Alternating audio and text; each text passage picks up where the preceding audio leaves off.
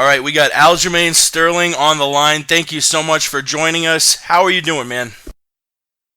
Doing good, not too bad. Word, word. You starting to get into that training camp for Mitch Gagnon? Um, Actually, there's some stuff that came up with that, so I'm not really sure what's happening with the fight right now. Oh wow, Kind of are up in the air. you still training like there is a big fight coming up, or are you sort of cooling your jets until you figure out exactly what's going on? Kind of cooling it a little bit. Just taking my foot off the gas for a little bit, just to everything settles and kind of figure everything out. All right, all right. I hope all that works out well. Last time we spoke, you actually were just about to make your UFC debut. You're now 2-0 in the big show. Has anything changed as far as the way you approach or prepare for a fight? Um, no, not really. I mean, it's the same mindset, trying to improve in every single aspect that I can, especially with my striking.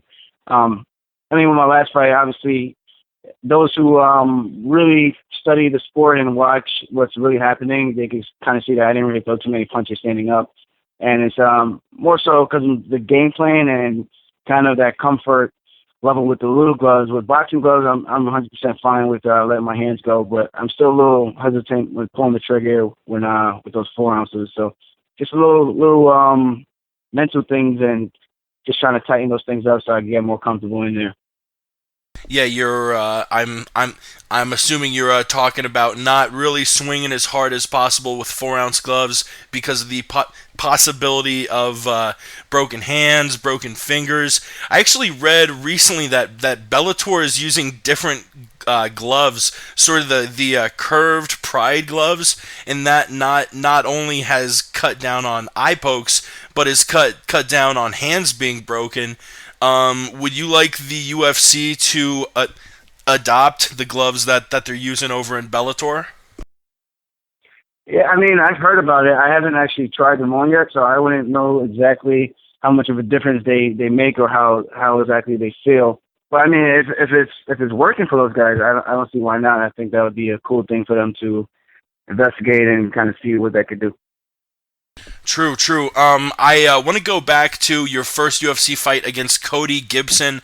I think the last interview was just a few weeks before that fight. You not only were going up against a very skilled bantamweight, but you said after the fact that the altitude and dryness of Nevada got to to you a little bit. Sort of explain to us what happened that night. Yeah, I mean, I was in the back room warming up. Even when I first got there on Tuesday afternoon, I did a couple of workouts, and I just felt myself getting a little bit winded faster than usual. Um, I mean, when you're coming from New York training on Long Island and you're going through your sparring sessions and you feel like you can go four rounds with no problem, and then you go out there and then you feel like you're dying in the workout. It's it's a big roadblock for you to get over mentally, and I think that definitely played a factor.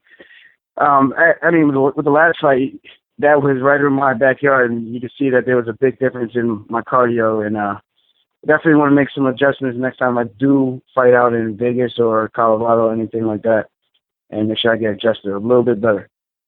Yeah, I actually recently moved from Florida to um, Colorado, so I know exactly what that feeling's like. If you have to fight in Vegas again, do you have sort of a plan on what you'll do differently to avoid that? Yeah, Sarah and I already spoke about it and Ray, and we're just gonna go out a little bit earlier, probably 2 weeks earlier, and kind of just get the body adjusted a little bit better and go from there. And they got some guys they can set me up with. And it's the last 2 weeks of camp, so it's not much.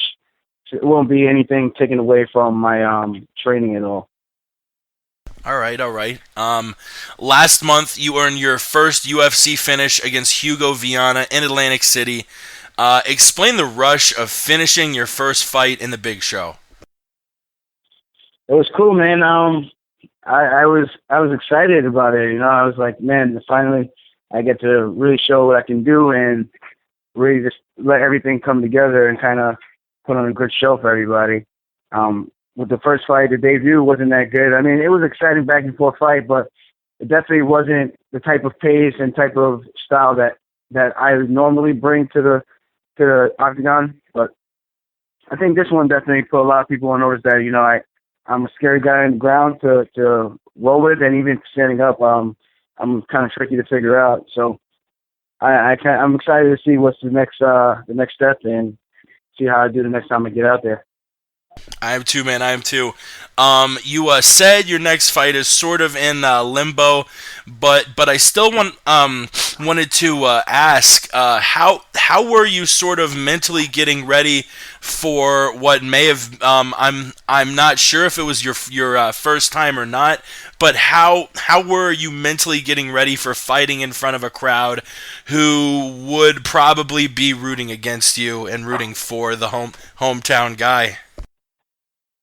I mean, my first fight back from surgery, I fought the hometown boy, Joe Roberts, in his hometown. So it's you know, it's a little bit, it plays a little bit of a factor, but at the end of the day, once you get in there, you don't really hear any of that. You kind of zone out. So that's how I kind of look at it. I mean, right now I'm on the prelims. I'm not on the main card slot, so I don't know how loud that stuff can be when you actually fighting on like a main card slot. You know what I mean? Yeah. So I don't know how much of a factor that will be when those guys are, you know, rooting for their guy. But as of right now, it hasn't really affected me yet, and kind of just go out there and just do my thing, and hopefully I become one of their favorite fighters to watch after. Hell yeah. Luckily, you know, you prepare for fights with some of the best. What is it like training with animals like Al Iaquinta, Chris Weidman, Truck Gordon? I mean, I'm sure it's tough to keep up with them at times. Yeah, it is. It's fun, man. It's exciting. You get to learn new things every single time you go to training, or you get to work on something new every single time you go to training. And it's kind of like it's like a, what would you call it? I don't have the word for it right now, but we just kind of lean on each other, and everybody just kind of starts building upwards, and we just build off of that. And what is it, next week, 2 weeks from now, I was fighting in Foxwoods, Connecticut, and I'm going out to support him. A couple of the other guys coming out to support him, and can't wait for that fight for him to show what he could do again. And sure, everybody, the Sarah Longa boys are here to put a beat down on every opponent that comes by. A hot topic in MMA right now are PEDs, a topic you're pretty outspoken about. Shoot, it even says in your Twitter bio that, quote, PED users equal soft. Give us your take on that, and more importantly, what do we do to clean up the system? Yeah, I think there's a very large, it's a very sticky situation, man. A lot of people say that we don't have a problem, but I really think we do, and people just don't want to admit it. My take on it, I think it's very overwhelming. There's a lot more people that do it that people don't really know about. You know, I've actually trained with guys who've done some stuff before. I mean, they don't really compete now and stuff like that, but you know, like I said, and there's a lot of people that do that stuff, whether people want to believe it or not. And I just think the best way to handle a situation like that is to up the punishment. You know, these guys get a little slap on the wrist, a couple months, and that's it. And then they get back and they start doing the same thing again. Like, I mean, for instance, you got Chael Sonnen, who actually admitted that he didn't think he was going to get tested twice within like 45 days. And that's a testament to itself. I think you get on these guys and start doing a little bit more random. You don't have to do everybody, but, you know, just randomly pick someone through the list and kind of just go like that. I guarantee you're going to see a lot of guys get popped for some stuff. I might be putting you on the spot here, but what percentage of UFC fighters do you think are on the sauce? Of the UFC fighters, man, you know, it's hard to say, but honestly, I wouldn't be shocked if it's around 40 to 50% of the guys, man. I mean, I really wouldn't be. So it's hard for me to put a direct number on it because I don't have any hard evidence, but you don't need to be a physical specimen, as you can see with a few of the guys who just got popped. You know what I'm talking about? So Yeah, it's not like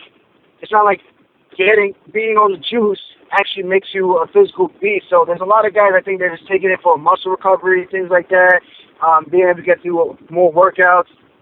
And I think 40-50%. Wow, that's a pretty high number still. When you were starting the sport, was it difficult to sort of say no and turn away when you know it's obviously a boost in training and fighting and all that? I mean, it wasn't hard for me to say no because I'm not really. I just believe in all natural, man. I feel like I don't like taking pills when I'm sick and things like that. I feel like there's natural things to do things and there's natural ways to go about certain stuff. If you want to see increases or you want to see decreases in things, or if you want to see improvements in certain areas. So that's kind of how I look at it, and I've never really been one to kind of say like, maybe I should because everybody else is doing it. Yeah. Let's change gears a little bit. We spoke last time a bit about John Jones, and a few weeks back, everyone was talking about his scuffle and bad blood with Daniel Cormier. Do you think things like this are good because they're drawing interest to fights, or do you not condone the negativity that things like this could bring to the sport? That's a tough one. I do think it's good as like from a promoter standpoint. You're trying to bring in those numbers and you're trying to bring in a little bit extra money. But I mean, for the sport as a whole, I don't think it's a good thing. I mean, that's a real generic answer, but that's as simple as it gets. There's no other way to really go around that. And yeah, I mean, that's pretty much how I feel about it. I like it personally. I think it gives it a little bit more interest to the fight, especially when it's genuine like that.